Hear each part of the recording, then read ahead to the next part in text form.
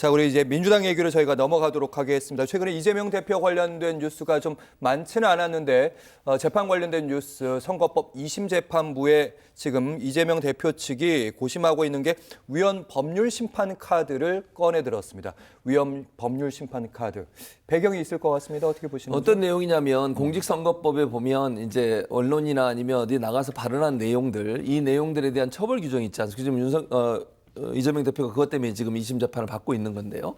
그 상황에 대해서 명확성이 부족하다는 이유예요. 그러니까 어떤 사안을 명확하게 이게 범죄가 된다 안 된다보다 너무 좀 두루뭉실 이런 표현, 제 표현입니다. 이거는 이런 공직선거법상의 허위사실 공표. 예, 그 내용이 너무 명확하지 않다는 거예요. 어떤 부분이 허위사실 공표냐 하는 부분에서 명확하지 않기 때문에 법 적용이 너무 자의적으로 될 가능성이 위험성이 있어. 이게 위헌, 즉 표현의 자유 범위 내에서 표현의 자유가 침해되는 거 아니냐. 이건 헌법에 권리잖아요. 표현의 자유는. 그래서 그걸 좀 따져달라라고 요청한 겁니다. 물론 이걸 받아들일지 안 받아들일지 1차적으로 결정하는 곳은 현재 재판부예요. 헌재가 아니고 거기서 만약에 현재 재판부에서 현재 이 재판을 맡고 있는 재판부에서 그래 이거 한번 따져봐야겠다고 생각하면 헌재로 넘기고 아니면 기각해 버립니다.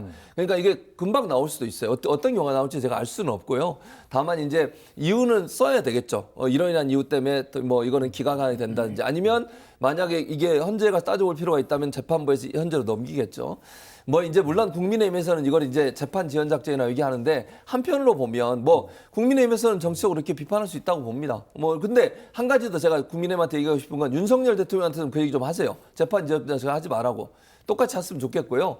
두 번째는 어쨌든 이제 재판을 받는 피고 입장에서 법률적으로 본인이 할 수 있는 범위 내에서 하는 것 자체 이걸 완전히 막을 수는 없는 거잖아요. 왜냐하면 본인이 어떤 뭐 생각할 때 너무 이거 피해가 크다고 생각해서 어떤 법률적인 절차를 밟는 거 예를 들면 법률적 판단이 나오는데 그걸 받아들이지 않으면 문제지만 있는 절차를 따라서 어떤 시도를 하는 것 자체를 그렇게 비판만 할 수 있는 거냐 그건 아니라고 보고요. 그러나 뭐 국민의힘이나 아니면 보수 진영에서는 재판 지연 작전을 비판할 수 있다고 생각합니다. 네, 이종훈 평론가님.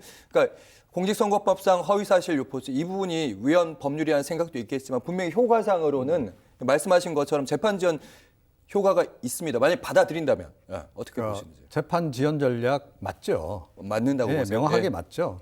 그런데 사실은 이게 정치적으로 옳은 선택인지는 잘 모르겠습니다. 정치적으로는 잘못하는 선택이죠. 지금 이 국면에서는 윤석열 대통령도 법률 전문가고 이재명 대표도 법률 전문가예요. 근데 윤석열 대통령은 법률 전문가인데 그 점을 악용을 해서 지금 법꾸라지처럼 굴고 있는 상황이에요. 이재명 대표도 똑같이 굴면 국민들이 어떻게 생각하겠습니까? 이 사람이나 저 사람이나 똑같은 사람 이렇게 돼버리는 거예요. 지금은 윤석열 대통령하고 반대로 가야 돼요. 오히려 자기한테 좀 불이익이 설령 있다 손치더라도 이 법 체계를 존중하고 가야 됩니다. 악법도 법이다 이러고 가야 되는 그래야 오히려 빛나는 시기다. 그런데 지금 비슷하게 전략을 지금 수립해서 간다. 이건 매우 잘못하는 전략이다라고 생각하고요. 우리나라 공직선거법이 그래도 굉장히 안정화가 돼 있는 법 중에 하나예요.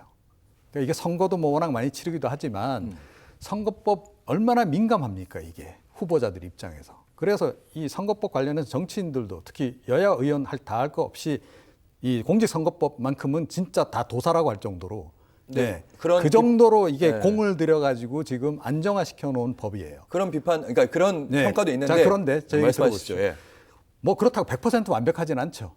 그런데 상당히 안정화되어 있는 몇 안 되는 법 가운데 하나다라고 전제를 할 때 이거 흔들기 아니에요, 결과적으로는.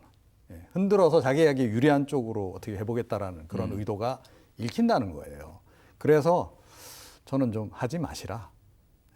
조금 전에 말씀드렸듯이 지금은 악법도 법이다 그러고 오히려 그렇게 가는 게 더 전략적으로도 유리하다. 그런 말씀을 좀 드리고 싶네요. 알겠습니다. 악법도 법이다. 나는 그들과 다르다. 이런 면을 보여주면 된다. 이런 말씀하셨는데 한편으로는 이재명 대표 쪽에서는 이런 생각도 할 것 같아요.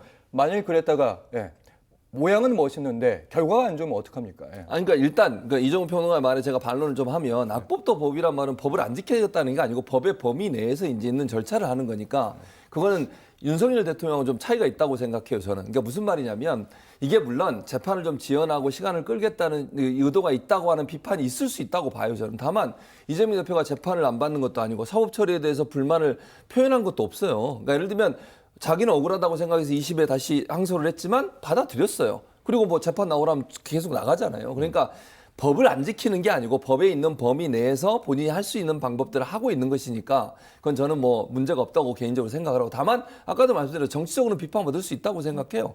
그리고 이제 말씀하신 것처럼 만약에 이제 이재명 대표 입장에서 이게 언제가 결과가 나오느냐가 중요하죠, 당연히. 또 민주당 입장에서 중요하고, 다만 저는 그럼에도 불구하고 이게 이재명 대표의 출마에 영향을 미친다고 보진 않아요. 왜냐하면 대법원까지 가야 되는 거니까. 이건 2심이잖아요.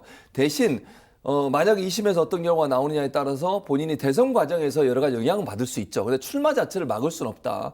이 점은 명확한 것 같고요. 그런 점에서 할 수 있는 방법을 법률적 테두리 안에서 하는 거니까 정치적으로는 비판받을 수 있지만 그거 자체가 법을 안 지키는 거 아니라는 말씀을 드리고 싶습니다. 알겠습니다.